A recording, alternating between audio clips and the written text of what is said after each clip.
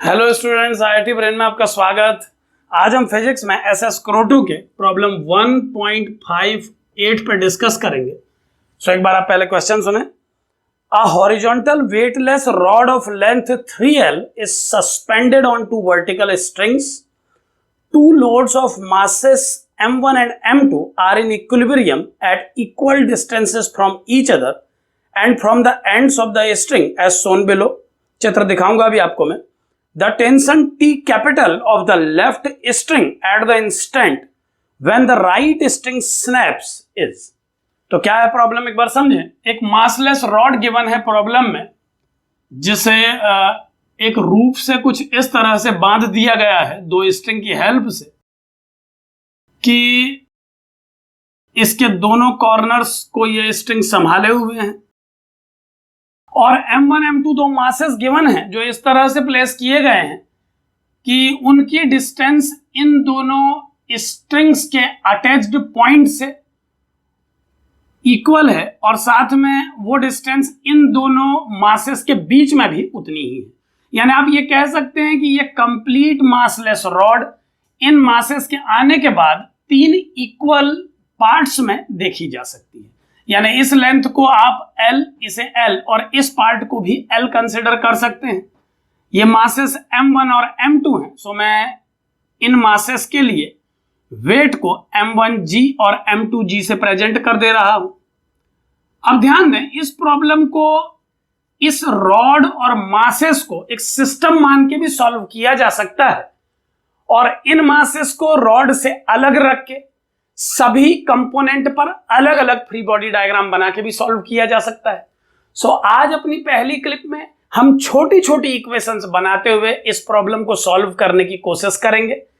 इस केस में हम सभी कंपोनेंट्स के अलग अलग फ्री बॉडी डायग्राम क्रिएट करेंगे। ध्यान दें किस तरह से करेंगे। क्वेश्चन है कि राइट स्ट्रिंग को कट किया जाना है और लेफ्ट स्ट्रिंग में टेंशन को कैलकुलेट किया जाना है। लेफ्ट स्ट्रिंग के टेंशन को कैपिटल T कंसिडर कर रहा हूं मैं, और इसी कैपिटल T की वैल्यू हमें कैलकुलेट करनी है। किस तरह से होगा, अब ध्यान दें। सबसे पहले इस मासलेस रॉड पर ध्यान दें। हम जानते हैं कि ये रॉड मासलेस है, तो इसमें किसी प्रकार का कोई वेट परफॉर्म नहीं कर रहा है। इस पर लगने वाले फोर्सेस का अगर पिक्चर बनाया जाए तो एक टेंशन जो कि इस स्ट्रिंग के द्वारा इस रॉड को दिया जा रहा है उसे बनाया जा सकता है। इसके अलावा इस मास की प्रेजेंस से अगर एक नॉर्मल ये मासलेस रॉड इस मास को दे रही है, तो क्लियरली उसके रिएक्शन के रूप में ये मास भी इस मासलेस रॉड को एक फोर्स देगा। अगर मैं इस M1 के कारण इस रॉड पर लगने वाले नॉर्मल रिएक्शन को डाउन साइड प्रेजेंट करूं, तो कुछ इस तरह से मैं इसे प्रेजेंट कर पाऊंगा। आप ध्यान देते रहें, इसे मैं N1 से प्रेजेंट कर रहा हूं, और इतना ही नॉर्मल इस मास M1 के फ्री बॉडी डायग्राम में मैं ऊपर को लगाऊंगा। अब आप यहां पर ध्यान दें कि ये फ्री बॉडी डायग्राम जो आप इधर देख पा रहे हैं, ये इस मास को प्रेजेंट कर रहा है, जबकि ये फ्री बॉडी डायग्राम अलग से इस मासलेस रॉड के लिए बनाया जा रहा है। टेंशन एक फोर्स के रूप में परफॉर्म करेगा, N1 डाउनवर्ड डायरेक्शन में परफॉर्म करेगा इस मासलेस रॉड पर, और यही N1 अपवर्ड डायरेक्शन में परफॉर्म करेगा इस मास M1 के लिए। दूसरे मास M2 की अगर हम बात करें, तो M2 पर यह मासलेस रॉड एक नॉर्मल डेवलप करेगी, और एक नॉर्मल ये मास भी इस मासलेस रॉड पर डेवलप करेगा। दोनों के मैग्नीट्यूड बराबर और डायरेक्शन अपोजिट होंगे। तो कैसे उसकी डायरेक्शन को समझा जाए, इस पर ध्यान दें कि वैसे तो किसी भी डायरेक्शन में आप इसे डेवलप कर सकते हैं, और मैं कई बार डिस्कस कर चुका हूं कि डायरेक्शन को चुनते समय अगर हमसे कोई एरर होता है या हम डायरेक्शन को अपोजिट चुन लेते हैं, तो मैथमेटिकली सॉल्व करने पर आउटकम नेगेटिव आने से यह पता लग जाता है कि इसका डायरेक्शन अपोजिट होना चाहिए। फिर भी अगर एक बार एनालाइज किया जाए, इस मासलेस रॉड के बारे में सोचा जाए, तो आप समझ सकते हैं कि इसके किसी भी पॉइंट के अबाउट जब हम नेट टॉर्क इस पर कैलकुलेट करेंगे तो उसे 0 आना चाहिए। आप ये समझ सकते हैं कि अगर ये मासलेस रॉड है तो इस पर नेट टॉर्क का वैल्यू किसी भी एक्सेलरेशन, एंगुलर एक्सेलरेशन के लिए 0 ही होना चाहिए। ध्यान दें कि इस पॉइंट के अबाउट अगर मैं इसके टॉर्क को कंसिडर करूं, इस मासलेस रॉड के टॉर्क के बारे में सोचूं, तो मैं देख पा रहा हूं कि इस पॉइंट के अबाउट N1 इसे एक क्लॉकवाइज टॉर्क दे रहा है। तो क्लियरली बैलेंसिंग बनाए रखने के लिए और नेट टॉर्क को जीरो करने के लिए इस पर इस दूसरे मास के द्वारा लगने वाला नॉर्मल रिएक्शन अपवर्ड होना चाहिए। ठीक इसी प्रकार अगर आप इस मासलेस रॉड पर टॉर्क को इस पॉइंट के अबाउट कंसीडर करें तो T इसे क्लॉकवाइज टॉर्क दे रहा है। सो इस केस में भी N2 का डायरेक्शन अपवर्ड ही होना चाहिए इसे बैलेंस करने के लिए। सो हर स्थिति में हम देख पा रहे हैं कि इस N2 को अपवर्ड ही बनाया जाना चाहिए। हालांकि मैं फिर से एक बार कहूंगा कि इस क्वेश्चन को सॉल्व करने के लिए N2 की डायरेक्शन पे इतना डिस्कशन करने की कोई रिक्वायरमेंट नहीं। अगर आप N2 की डायरेक्शन को डाउनवर्ड कंसीडर करके डायरेक्ट भी इस प्रॉब्लम को सॉल्व करने लगेंगे तो आउटकम में आने वाले माइनस से सारी बातें क्लियर हो जाएंगी। लेकिन फिर भी एक आइडिया डेवलप करने के लिए मैं ये सब डिस्कस कर रहा हूं ताकि आप समझ सके कि किस तरह से एनालाइज किया जाता है डायरेक्शंस को। सो इस पॉइंट के अबाउट नेट टॉर्क को जीरो बनाए रखने के लिए या इस पॉइंट के अबाउट नेट टॉर्क को जीरो बनाए रखने के लिए मुझे रिक्वायर्ड है इस पॉइंट पर लगने वाला नॉर्मल रिएक्शन अपवर्ड डायरेक्शन में।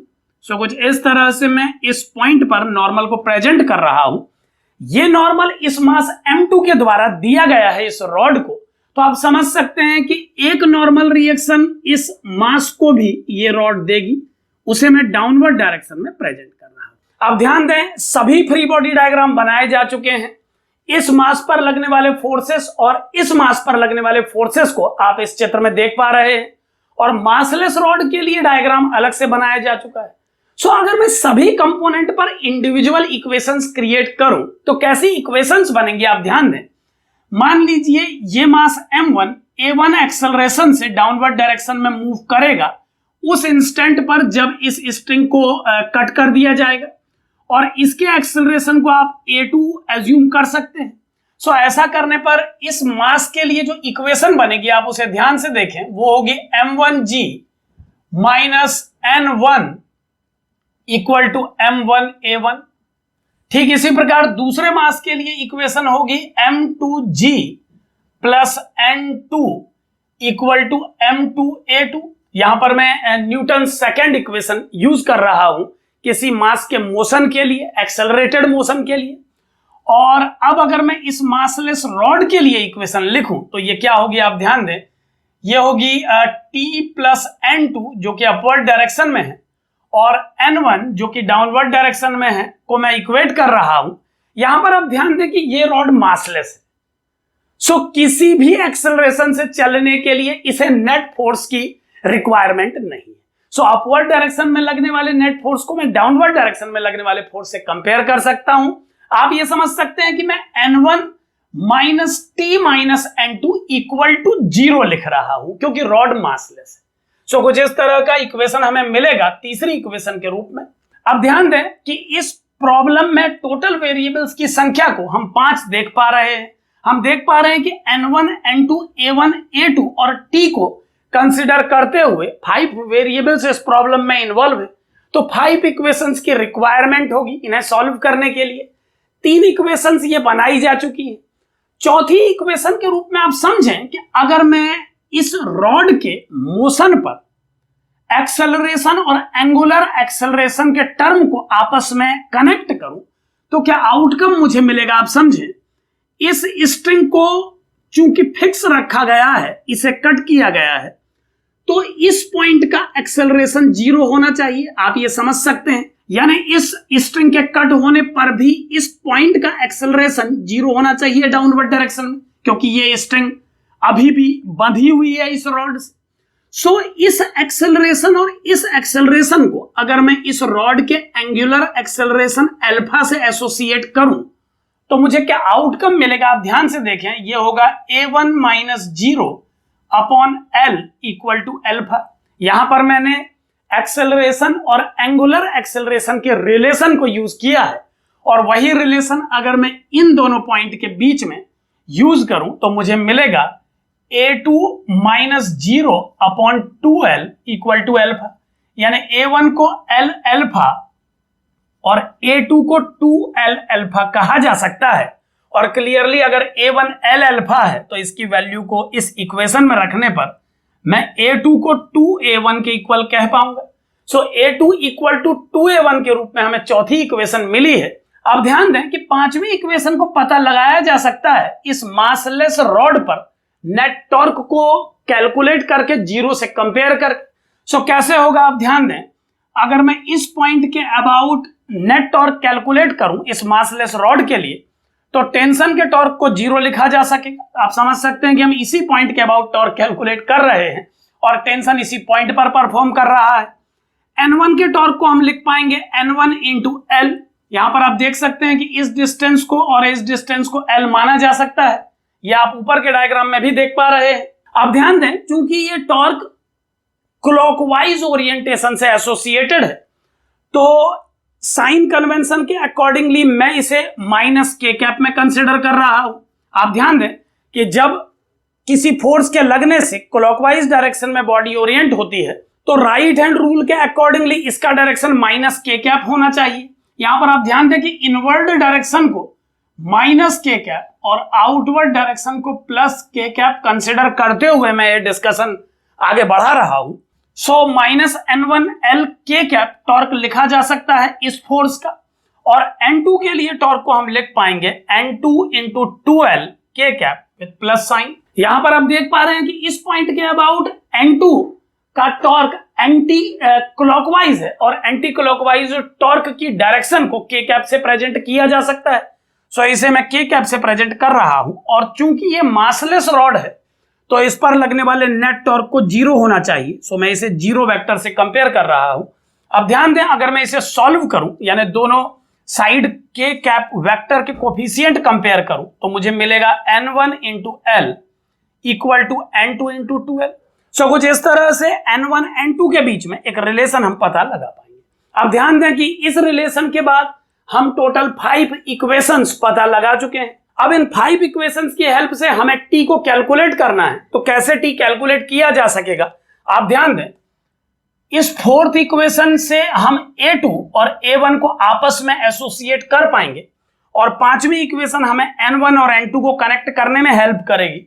सो इन सभी इक्वेशंस को अगर मैं इन 3 इक्वेशंस में यूज करूं तो पहली और दूसरी इक्वेशन को कैसे रीअरेंज किया जाएगा, आप ध्यान दें। इस फर्स्ट इक्वेशन से N1 का वैल्यू हमें मिलेगा M1G माइनस M1A1, जबकि इस सेकेंड इक्वेशन से हमें N2 का वैल्यू मिलेगा M2A2, जिसे मैं लिख सकता हूं 2A1। सो ये बन जाएगा 2M2A1 माइनस M2G। सो N1 N2 को फर्स्ट और सेकेंड इक्वेशन की हेल्प से कुछ इस तरह से हम पता लगा पाएंगे A1 के टर्म में। यहां पर आप ध्यान दें कि मैंने A2 को A1 में कन्वर्ट कर दिया है। अब N1 N2 की वैल्यूज मुझे A1 के टर्म में मालूम चल चुकी है और चूंकि हम N1 और N2 का रिलेशन जानते हैं, सो अगर मैं N1 N2 की वैल्यूज को इस इक्वेशन में अप्लाई करूं इन दोनों की हेल्प से, तो क्या इक्वेशन अब मुझे मिलेगी उसे आप ध्यान से देखें। ये होगी M1G minus M1A1 equal to 2 times N2 और N2 को मैं लिख पाऊंगा 2M2A1 माइनस M2G। और ध्यान दें, अगर इसे सॉल्व किया जाए तो A1 को पता लगाया जा सकता है। यह कैसे होगा, उसके लिए मैं ये सब यहां से हटा रहा हूं। इन सभी इक्वेशंस पे डिस्कस किया जा चुका है। सो A1 का वैल्यू मुझे क्या मिलेगा, ध्यान से देखें। इस टर्म को मैं राइट में शिफ्ट करूंगा जबकि इस टर्म को लेफ्ट में, तो आउटकम मुझे मिलेगा M1G और इसके साथ 2M2G ऐड हो जाएगा। सो M1G plus 2M2G equal to ये हो जाएगा M1 plus 4M2 into A1। यहां पर आप ध्यान दें कि मैंने M1 A1 को राइट में और 2M2G को लेफ्ट में शिफ्ट कर दिया है और अब A1 का वैल्यू मुझे मिल रहा है M1 plus 2M2 into G upon M1 plus 4M2। सो कुछ इस तरह से A1 का वैल्यू हमने पता लगा लिया है और अब इस A1 की हेल्प से हम N1 N2 दोनों को ही पता लगा पाएंगे और N1 N2 को पता लगाने के बाद उनके डिफरेंस के रूप में T को कैलकुलेट किया जा सकेगा। सो किस तरह से ये होगा आप देखते जाएं। A1 का वैल्यू हमें मिल चुका है और अब A1 की हेल्प से N1 N2 की वैल्यूज क्या आएंगी आप ध्यान से देखें। A1 को इन इक्वेशंस में पुट करके N1 N2 निकाले जा सकते हैं और t के लिए हमें रिक्वायर्ड है n1 माइनस n2। सो n1 और n2 की वैल्यूज अप्लाई करने पर मुझे मिलेगा m1g माइनस m1a1 और n2 को मैं लिखूंगा माइनस 2m2a1 प्लस m2g। यहां पर आप ध्यान दें कि माइनस साइन को भी मैंने n2 से इन्वॉल्व कर दिया है और अब t का फाइनल एक्सप्रेशन है m1 plus m2g minus common लेके m1 प्लस 2m2a1। और अब इस a1 को यहां पर पुट किया जाना है फाइनली t को कैलकुलेट करने के लिए। तो कैसे होगा वो स्टेप आप ध्यान से देखें। मैं ये सब यहां से हटा रहा हूं, इस डायग्राम पे हम डिस्कशन कर चुके हैं। सो a1 का वैल्यू अप्लाई करने के बाद t का फाइनल वैल्यू हमें मिलेगा m1 plus m2g minus m1 plus 2m2 into a1 का वैल्यू है m1 प्लस 2m2, यानी मैं इसी को स्क्वायर कर दे रहा हूं, divided by m1 plus 4m2 into g। एक बात ध्यान से देखें कि a1 का वैल्यू जब इस इक्वेशन में लगाया जा रहा है तो a1 का न्यूमरेटर और ये टर्म सिमिलर है, जिसकी वजह से इसे स्क्वायर कर दिया गया है और डिनोमिनेटर में आप m1 प्लस 4m2 को देख पा रहे हैं। और अब फाइनल सॉल्व करने पर t का वैल्यू हमें मिलेगा m1 plus m2 into m1 plus 4m2 minus m1 plus 2m2 whole square divided by m1 plus 4m2। और एक ग्रेविटी का टर्म मैं आउटसाइड टर्म के रूप में लिख रहा हूं, आप ध्यान दें। सो कुछ इस तरह का आउटकम आया है t के लिए और अब इसे सॉल्व करके फाइनल आउटकम निकाला जा सकता है। सो एक स्टेप और सॉल्व कर लेते हैं, आप ध्यान देते रहें। यह बनेगा m1 square plus 4m1m2 plus m1m2 plus 4m2 square. और इस सेकेंड टर्म को ओपन करने पर यह क्या बनेगा, आप ध्यान से देखें। मैं ये सभी यहां से हटा रहा हूं, इस सब इक्वेशंस पे हम चर्चा कर चुके हैं। क्या बनेगा आप ध्यान से देखें। इसे ओपन करने पर मैं लिख पाऊंगा minus m1 square minus 4m2 square minus 4m1m2 और डिनोमिनेटर टर्म के रूप में जो टर्म है वो है m1 plus 4m2 into gravity का टर्म इन्वॉल्व करना होगा। और अब इसे सॉल्व करने पर आप देखें ये टर्म कैंसिल है, इस टर्म को भी कैंसिल किया जा सकता है और इसके अलावा 4m2 स्क्वायर भी कैंसिल है। तो t का फाइनल आंसर आया है m1m2g upon m1 plus 4m2। सो कुछ इस तरह का आउटकम मिला है टेंशन के लिए लेफ्ट स्ट्रिंग पर, जबकि राइट स्ट्रिंग को कट किया जा चुका है और यही इस प्रॉब्लम का सही आंसर है। अब ध्यान दें, इस क्लिप में हमने छोटी छोटी इक्वेशन बना के दोनों मासेस को और मासलेस रॉड को अलग अलग फ्री बॉडी डायग्राम देके इसे सॉल्व किया। आप देख पाए कि सभी इक्वेशंस स्मॉल स्मॉल थी। टोटल 5 इक्वेशंस हमने बनाई और इस प्रॉब्लम को सॉल्व किया। अपनी नेक्स्ट क्लिप में हम इस मासलेस रॉड और दोनों मासेस को एक सिस्टम कंसीडर करते हुए इस प्रॉब्लम को सॉल्व करेंगे और देखेंगे कि उस मेथड से किस तरह से इसे सॉल्व किया जा सकता है। Thank you.